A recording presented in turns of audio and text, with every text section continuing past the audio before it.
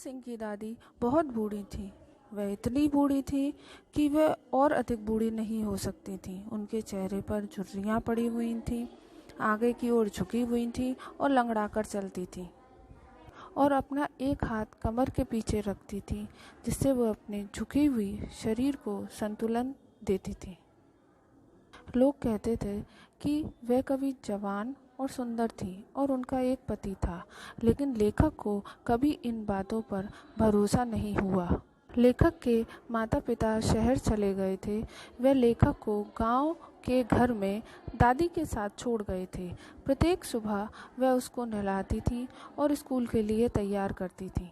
वह नहलाते वक्त प्रार्थना बोलती थी, इस आशा के साथ कि लेखक उसको याद कर लेगा, लेकिन लेखक ने कभी उसको याद करने का प्रयास नहीं किया।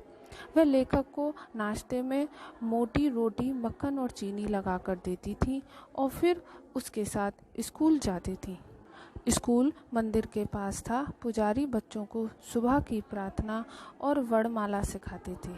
इसी वक्त में दादी धार्मिक शास्त्र मंदिर के अंदर पढ़ती थी। स्कूल के बाद दोनों पैदल घर को आते थे। रास्ते में वे दोनों बासी रोटी गली के कुत्तों को डालते थे। लेखक के माता पिता शहर में आराम से बस गए थे।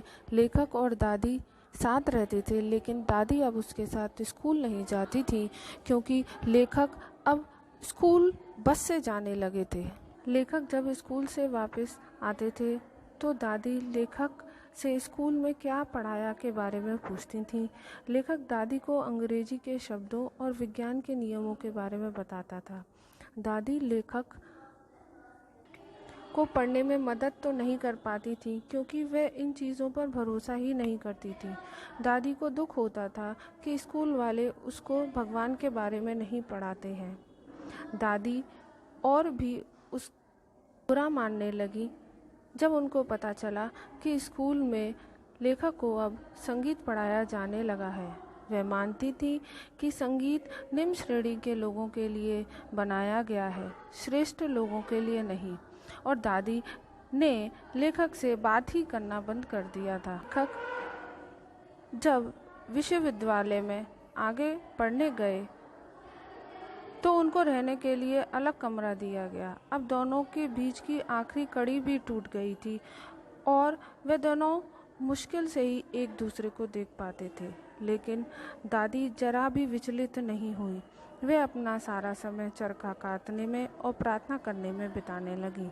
अब शहर में कुत्ते भी नहीं थे। दादी ने गौरैयाओं को खाना खिलाना शुरू कर दिया। वह दादी के सबसे अच्छी दोस्त थीं और उन्हीं के साथ वे खुश थीं। लेखक जब अपनी उच्च शिक्षा के लिए विदेश पढ़ने गए तो दादी रेलवे स्टेशन तक गईं अलविदा कहने के लिए।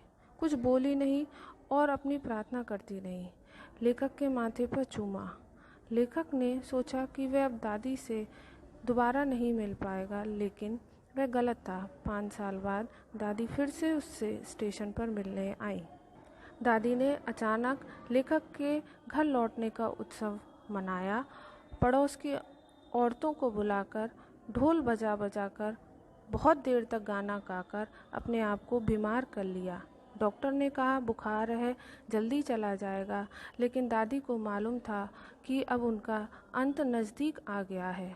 उन्होंने सबसे बात करना बंद कर दिया और हाथ में पूजा की माला लेकर लेट गए। अगली सुबह उनके होठ नहीं चल रहे थे और उनके बेजान हाथों से पूजा की माला गिर गई थी।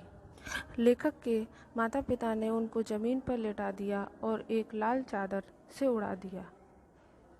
इसी बीच हजारों गौरैया दादी के कमरे में आ गईं। वह चहचहा नहीं रही थी। लेखक की माँ ने एक रोटी को तोड़कर उनको दिया, लेकिन किसी भी गौरैया ने उन रोटी के टुकड़ों की ओर देखा भी नहीं। जब दादी के शरीर को अंतिम संस्कार के लिए ले जाया जा रहा था तो सारी गौरैया चिड़िया चुपचाप जल्दी से उड़ गईं और रोटी के टुकड़े वहीं जमीन पर पड़े रह गए।